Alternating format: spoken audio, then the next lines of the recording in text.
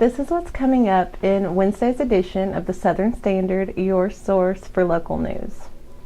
There is more information about the ATV accident that caused the death of Tanya Hall, the 48-year-old mother. Her visitation begins Saturday at High's Funeral Home. Her husband, Fred Hall, who was driving the ATV, continues to recover at a hospital in Knoxville. Also, 2 men have finally stood trial this Monday and Tuesday for a bus accident that happened nearly 10 years ago that claimed the life of a 7-year-old boy. Hundreds packed the Bridgestone Learning Center on Monday night for the Chamber's Banquet Awards that honored 6 local residents. And don't miss tomorrow's issue to learn how to be a better you. The 24-page tab shows how to live a better lifestyle and how to help improve your life. Also, find out what Caney Fork Cooperative Electric has to say about staying warm and saving money during these bitterly cold nights. This is Atlanta Northcutt with the Southern Standard, and I'm here at Caney Fork Cooperative with Director of Member Services. I'm John Chisholm. So, Mr. Chisholm, with the wind chill being 14 degrees for Wednesday morning and dangerously cold temperatures going on today and tonight, what would be some tips for helping people stay warm? Well, the biggest thing you need to do is try to keep the temperature inside the home. By keeping the temperature in there, you're going to be a lot more comfortable. And by keeping it in there, I mean any place that air can escape, under doors, through cracks, anything like that. You need to stop those up and make sure that you're not losing heat through those areas. You've got other areas that you can pay attention to, like windows in particular. Cover those up with something heavy so heat isn't transferring out of them so quickly. You want to try to keep the thermostat as low as possible, but at a comfortable rate. You got to remember, the colder it is outside and the warmer you're trying to keep it inside means your unit's going to have to run that much longer to maintain that temperature. So the more that you can lower that, you would see some energy savings and not run your unit as much as you would keeping it at a higher temperature. So a lot of those things can help. The other thing you need to, if you have a crawl space, make sure all the vents are closed around that crawl space. Cold air is going to get underneath there and get onto the floor area, and heat's going to try to transfer out to that area also. But what you also want to do is kind of protect your pipes a little better by not allowing that cold air to just rush in under the house. So those are just some kind of areas that you can look at to try to stay a little warm and a little comfortable, even at a lower temperature. Okay, and so there really is no cost-saving tips for people whenever the weather is this cold? When you get down below 32 degrees, if you've got a heat pump especially, it's going to have to go to its backup emergency heat more often. That's a lot more costly to operate.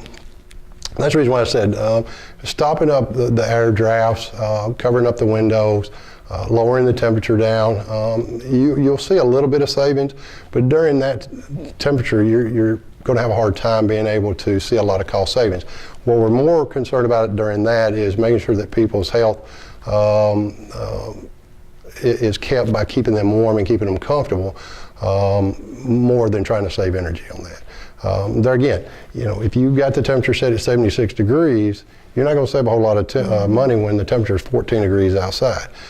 Even if you set it at 68 and it's 14 outside, you're still not going to see a lot of savings, but you've made a 10-degree change inside the home. So, putting on an extra layer of clothes instead of raising the thermostat would be more advisable than just trying to up the thermostat, because that compressor and that resistant heat can only do so much when it's 14 degrees. Okay, and when you were talking about being more concerned about the safety for people, what would you say for the elderly and pets? What are some tips for keeping them warm and safe? Of course, if you're indoors, there again, trying to keep the house as warm as possible by sealing up areas that can leak air fast is one way. Layering and clothing is another. It's a lot easier to take things off as needed than it is to keep raising the thermostat up and the unit not be able to get to that temperature. Pets that are indoors will be pretty well kept out of the harsh elements. But those that are outside, you may want to find either a wind block shelter with plenty of straw, anything that the animal can get under to keep warm. We have a lot of people that want to use heat lamps during that time frame. And heat lamps will add some heat to there, but you've got to be very careful with those. Those do get hot, can burn the animal. If you get the infrared ones, they're not as likely to do that, but you're still running a 1500 watt or 250 watt heat lamp, depending on what your wattage is. And those can be very costly, especially if you forget to leave them on. They don't have a thermostat on them. So if you leave that, let's say a 1500 watt heat lamp on for 30 days, that could add $100 to your electric bill easy. And so we don't advise people to do that, but if that's your alternative, that's fine. Just be cognizant to turn it off once we get back into our normal temperatures. This is kind of abnormal, being this cold in this area, but definitely, try to either bring the pets indoors if you can, or at least get them more shelter if possible, so they're comfortable.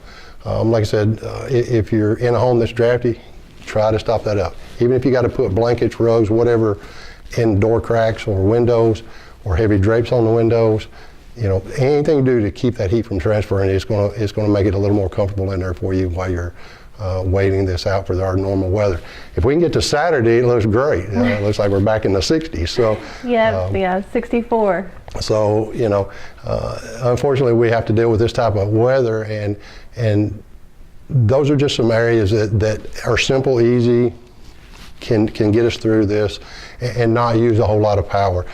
There again, like I said, energy savings, it can be done. It's just not going to be like it is during our normal weather conditions. Okay. Well, thank you so much, Mr. Chisholm. That's been really great advice. You're more than welcome. Thank you. This has been Atlanta Northcutt with the Southern Standard, wishing you warmth.